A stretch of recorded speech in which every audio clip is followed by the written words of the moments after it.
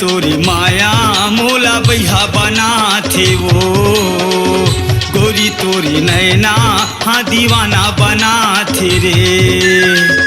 राजा तोरे माया मोला बही बना थे ना, संगी तोरे बोली मोला पगली बना थे ना। आथे तोरे सुरताता, आथे तोरे सुरताता मोर जीवक बका थे वो, राजा तोरे माया मोला पगली बना थे ना, संगी तोरे बोली मोला बही बना थे ना।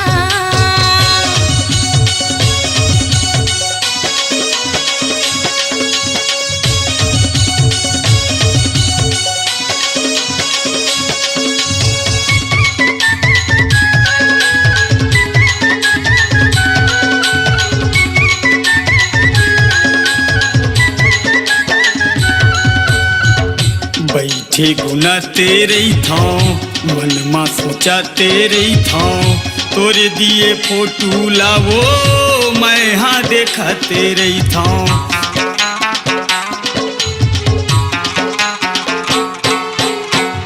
बैठे गुना तेरे था मन मा सोचा तेरे था, तोरे दिए फोटो लावो मैं हाँ देखा तेरे था, तोरे दिए फोटो लावो मैं हाँ देखा तेरे था।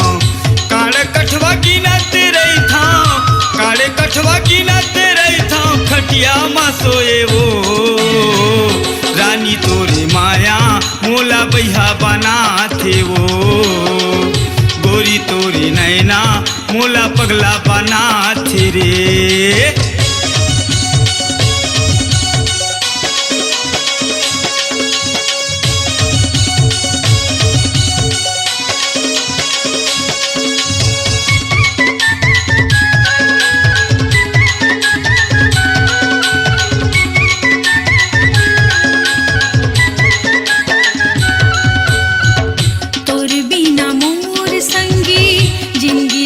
बिरथागा का जादू डारे बैहा हाथ बड़ सुरतागा।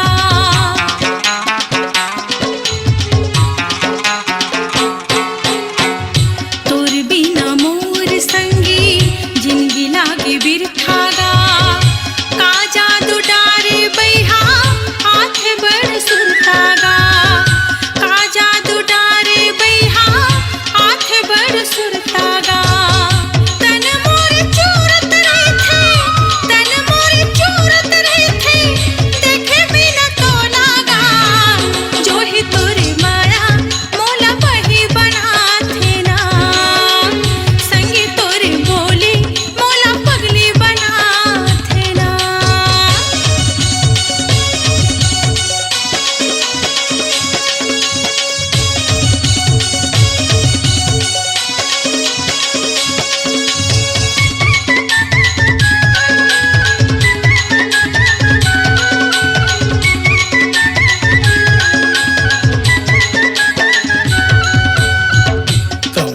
कुंवारी गोरी मऊहा कुंवारा वो, बन जाहूँ मैं हाँ तोर जिंदगी के सहारा वो।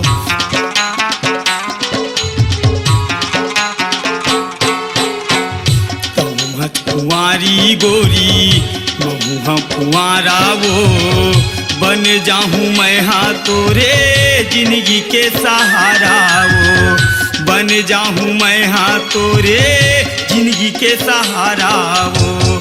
ले जाहूँ भगा के तोला, ले जाहूँ भगा के तोला, तैसे लगथे वो, गोरी तोरे नैना हाँ दीवाना बनाए रे, रानी तोरे माया मोला बैहा बना थे वो।